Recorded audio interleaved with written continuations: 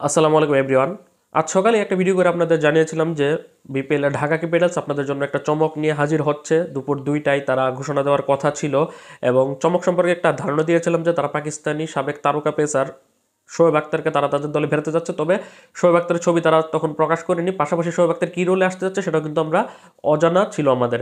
তবে এখন তারা আজ দুপুর 2টার পরই ফেসবুকে একটি পোস্টের মাধ্যমে জানিয়ে দিয়েছে যে শোয়েব আক্তার আসন্ন বিপিএল এ ঢাকা ক্যাপিটালসের মেন্টর হিসেবে কাজ করবে, অর্থাৎ দলের ক্রিকেটারদেরকে মেন্টরশিপ দিবে শোয়েব আক্তার। শোয়েব আক্তারের ক্রিকেটীয় ক্যারিয়ারের কথা বললে 1997 সালে ওয়েস্ট ইন্ডিজের বিপক্ষে তার টেস্টে অভিষেক হয় এবং সবশেষ ইন্টারন্যাশনাল ম্যাচ খেলে সে 2011 সালে নিউজিল্যান্ডের বিপক্ষে খুব সম্ভবত ওয়ানডে ম্যাচ খেলেছিল। এই 14-15 বছরে তার ক্যারিয়ারে সে মোট 46টি টেস্ট ম্যাচ খেলে 178টি উইকেট শিকার করেছে, 163টি ওয়ানডে ম্যাচ খেলে 247টি উইকেট শিকার করেছে, 15টা টি-20 ইন্টারন্যাশনাল ম্যাচ খেলে 19টা টি-20 উইকেট শিকার করেছে। এর বাইরেও সে আইপিএলে 2007-8 আইপিএলে কেকেআর হয়ে খেলে 3 ম্যাচ খেলে 5টা উইকেট শিকার করেছিল। এছাড়া ভাইটালিটি ব্লাস্টে 2003 এবং 2005-এ খেলেছিল। ফ্রাঞ্চাইজি লিগে এই দুইটা লিগ খেলার সুযোগ পেয়েছে, কারণ যখন তার ক্যারিয়ারের একদম পরন্ত বেলা তখন কিন্তু আর ফ্রাঞ্চাইজি লিগ ওইভাবে এস্টাবলিশড হয়নি ক্রিকেটে।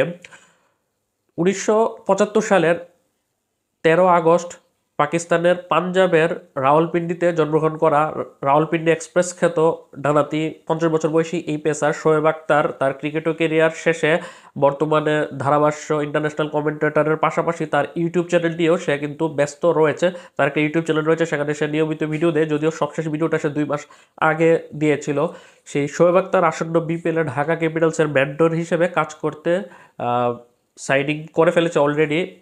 ঢাকা ক্যাপিটালস তাদের অফিসিয়াল ফেসবুক পেজে এই বিষয়টাকে তারা পোস্ট দিয়ে নিশ্চিত করেছে, যেটা আমরা জল্পনা কল্পনা ছিল যে কি পদে আসতে পারে, সেটা কি হেড কোচ হবে, সে কি মেন্টর হবে, ব্র্যান্ড অ্যাম্বাসিডর হবে নাকি বোলিং কোচ হবে। তবে হেড কোচ বোলিং কোচ কিছুই হচ্ছে না, সে মেন্টর হিসেবে ঢাকা ক্যাপিটালসের সঙ্গে সংযুক্ত হবে।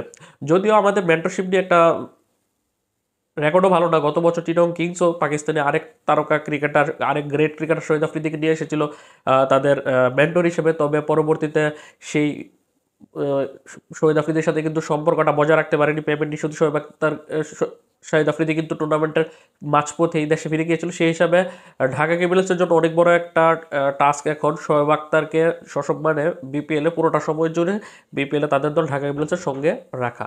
তো ঢাকা ক্যাপিটালসের মেন্টর হিসেবে শোয়েব আক্তারকে নিয়োগ দেওয়াতে আপনারা সেটা কীভাবে দেখছেন, ঢাকা ক্যাপিটালসের ভক্তরা সেটা অবশ্যই কমেন্ট করে জানাবেন। আল্লাহ হাফেজ।